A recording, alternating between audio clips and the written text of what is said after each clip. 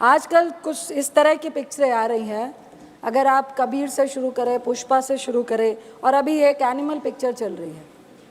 मैं आपको कह नहीं पाऊँगी कि मेरे बेटी के साथ भी बहुत सारी बच्चियाँ थी जो कॉलेज में पढ़ती हैं, सेकेंड ईयर में पढ़ती हैं।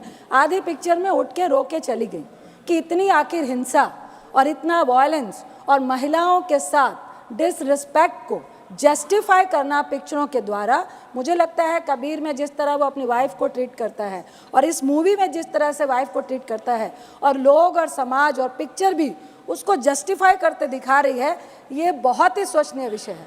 दूसरा, युवाओं पे सभापति जी बहुत सारे ऐसे एग्जाम्पल्स हैं कि इन पिक्चरों का, इन वायलेंस का और गलत नेगेटिव रोल को हीरो की तरह पेश करने में हमारे आज के खासकर 11वीं और 12वीं के बच्चे इनको रोल मॉडल मानने लगे हैं।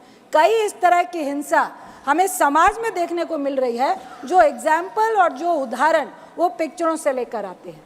तीसरा, उच्च कोटि का इतिहास है पंजाब का, हरि सिंह नलवा का। उसमें एक गाना है कि फड़ के गंडासी मारी अर्जन वैली ने। ये इतिहास को एक गैंगवार में, दो परिवारों की नफरत की लड़ाई में, जिसका बेटा अपने बाप के प्यार के लिए मरता हुआ या बिल्कुल उसके लिए, वो भी जस्टिफाई नहीं कर पाई है ये पिक्चर। और उसमें वो सरेआम हॉस्टल में, कॉलेज में, बिल्डिंग्स में बड़े बड़े हथियार लेकर मारता है और कोई कानून, कोई लॉ एंड ऑर्डर, उसको कोई सजा नहीं जाता है। ये भी हम पिक्चर में जस्टिफाई कर रहे हैं।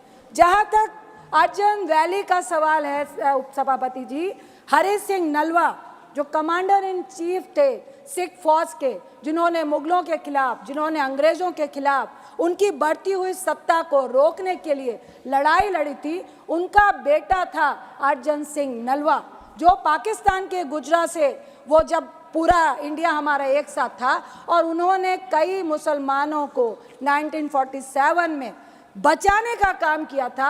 इस उच्च कोटि के इतिहास को आप एक गैंगवार में, आप उस गाने को बैकग्राउंड में दिखा के, जो हमारी धार्मिक आस्था को भी बहुत ज़्यादा दर्द महसूस करवाता है।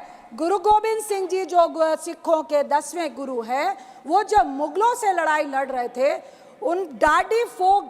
एक डाडी फोक होता है जिसके तहत आप एक फोक सॉन्ग के तहत अपनी फौज को जोश पैदा करते हैं। सर, मेरा एक ही सवाल है, 30 सेकंड माइक ऑन कीजिए please. Sir, thank you sir. Sensor board ऐसी पिक्चरों को बढ़ावा कैसे दे रहा है और किस तरह से ऐसी पिक्चरें पास होके आती हैं जो हमारे समाज के लिए बीमारी है? ऐसी पिक्चरों का कोई भी स्थान हमारे समाज में नहीं होना चाहिए। बहुत बहुत धन्यवाद। धन्यवाद।